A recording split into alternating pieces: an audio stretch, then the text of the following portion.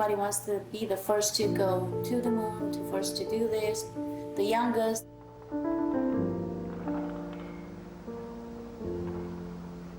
I didn't know I was making history. I didn't know all of those things that happened when I got the 10.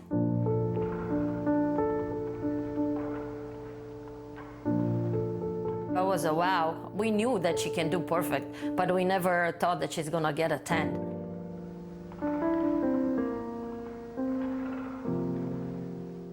All people were ready, media prepared, public, that Nadia or somebody has to get 10. It was sensation.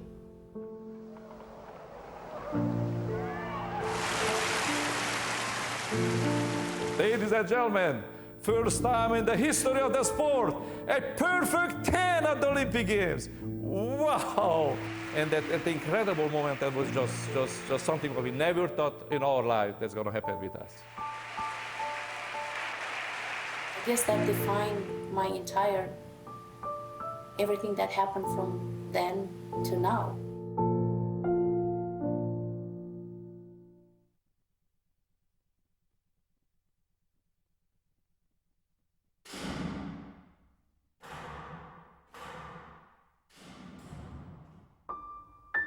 Perhaps more than any other sport, gymnastics demands perfection across 4 disciplines: balance beam, asymmetric bars, vault and the floor.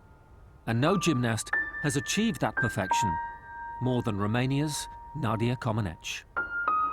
People, when they say my name, they just associate it immediately with gymnastics and Romania. That's what made me be who I am.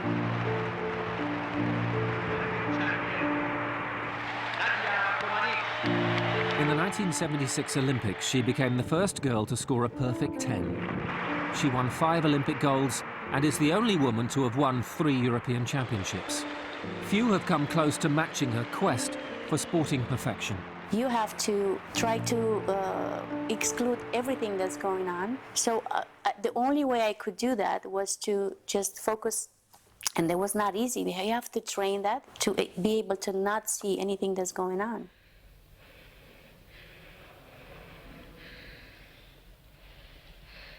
Even if you do the same thing and it looks the same to you, it doesn't feel the same to me inside. Because sometimes I do perfect directions on something and I have no wobble.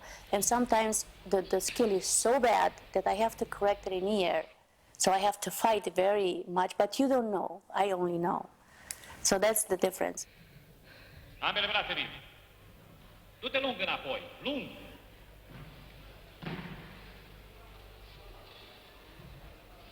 I was driven towards something that I wanted to be the best, and I didn't know exactly what that was. It happened to be gymnastics.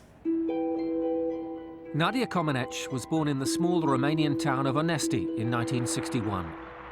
A sporty, outgoing child, she found her calling early in life. I grew up in the little place. It was a small city. When I was 5, 6 years old, my mom told me that I was destroying many things in her house, the furniture, because of the energy that I had. Gymnastics was a good place for me to just do whatever I wanted that my mom and my dad wouldn't let me do at home. And there was no better place than Onesti to learn gymnastics. A new experimental gym for young children had been set up by primary school teacher Bella Carolyi. These young kids are having a tremendous potential, tremendous ambition and the willingness to improve very fast. And that generation paid off big time, they became the very first time ever in the history of the Romanian sport, Olympic champions in the sport of gymnastics. As Bella searched the local schools for talent, one young girl immediately caught his eye. Nadia, poftim la tablă. In one of the schools when I went into, I watched them on the recreation, playing out on the schoolyard. Then I've seen a few kids doing cartwheels. Oh gosh, those are the ones I'm looking for.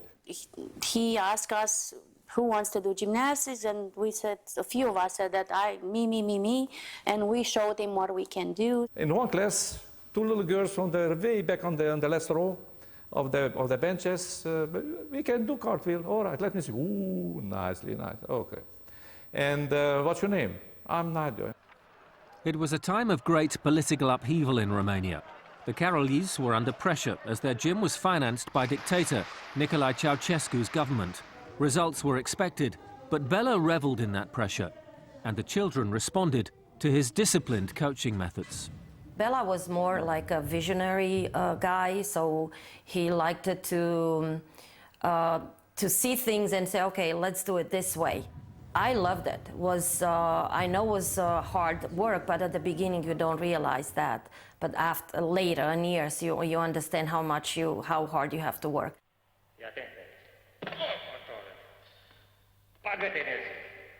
I think what we did with Bella that probably nobody else at the time knew, was the increased amount of conditioning and increased amount of hours.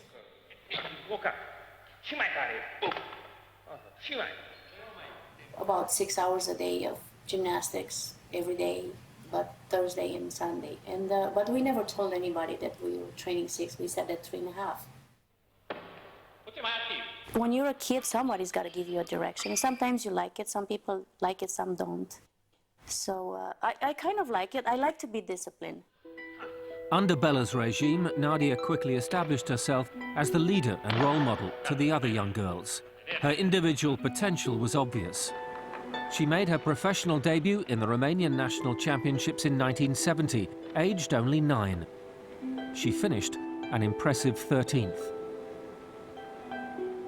She wanted to be a winner. She wanted to be the best. She wanted to shine. And she did not consider anything else that one would keep her back. I want to be the winner. And that really gave her wings in front of most of the other girls, which were almost the same kind of potentially great young kids. Under Bella's guidance, Nadia continued to flourish. She'd grown stronger and more powerful, and there was nothing that she did not want to learn. After several early wins in her career, Nadia's first real test would come in the 1975 European Championships in Skien, Norway. By 75, she was ready. All exercises was ready, perfectly prepared and done. So it took her 4 years to look this good. And also psychologically, I think she was already ready to compete. Nadia's meticulous preparation paid off. At a mere 13 years of age, she became the European all-round champion. In a sport dominated by the Soviet Union, her breakthrough raised eyebrows across Eastern Europe. Nadia was fantastic, was a revelation. And then she was younger, much younger than anybody else. And everybody was, wow, look at this little kid, what she can do, you know, and she's better than the Russians. She was almost perfect. And the way how she was performing surprised everybody at that time. I did okay. I won. Yes, I said I did okay because I think I should have done better. That's what I felt. But I got no 10s.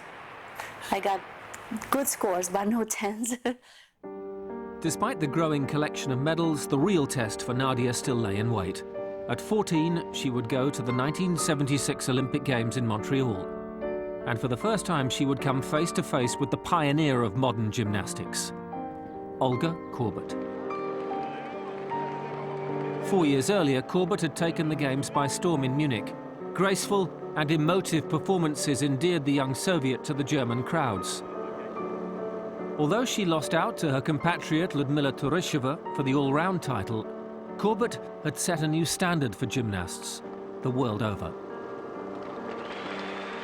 I see this girl, Olga Korbut, she was wonderful. I'm serious.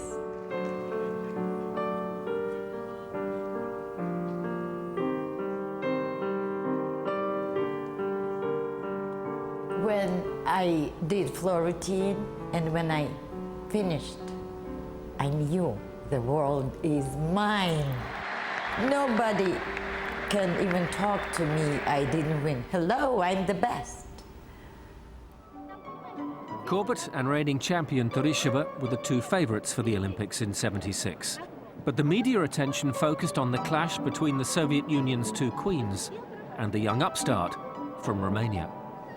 the footage that they cut, they were me and Olga, so it was like a really tough competition. You know, I'm more focusing on the team than Nadia. Who is Nadia?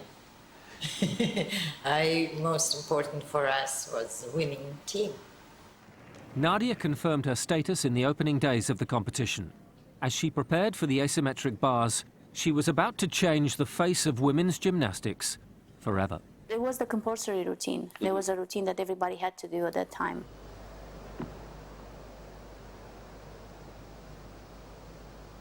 Her body position, technique was correct.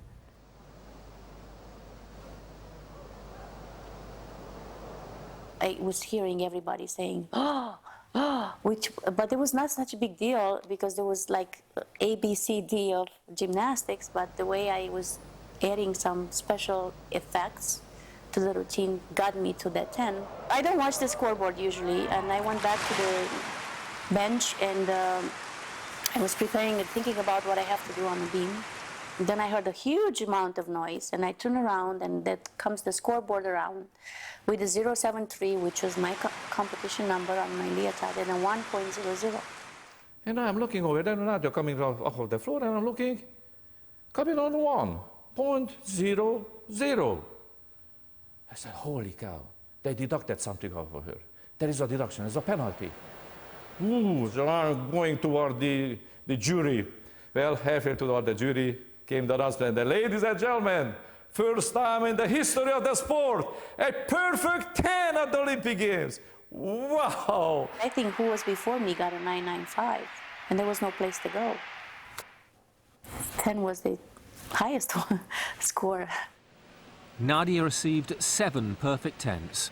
At just 14, she'd made history. Gold medals on the beam and asymmetric bars were followed by her inevitable crowning as Olympic all-round champion, ahead of the Soviet Union's Nelly Kim. I got then on a beam, and then the next day I got bars and beam again, and bars and beam again, and apparently one more. So all the 10s were on those 2 events that I was actually the best. The quality of her overall performance to the routine was so mesmerizing and was so impressive for the people who were watching that, of course, created that type of admiration and so then, oh wow, what we are seeing here, it's unhuman, it's out of ordinary. 7 perfect 10s. So there was that isolated incident. There was a constant, strong performance at the edge of the perfection.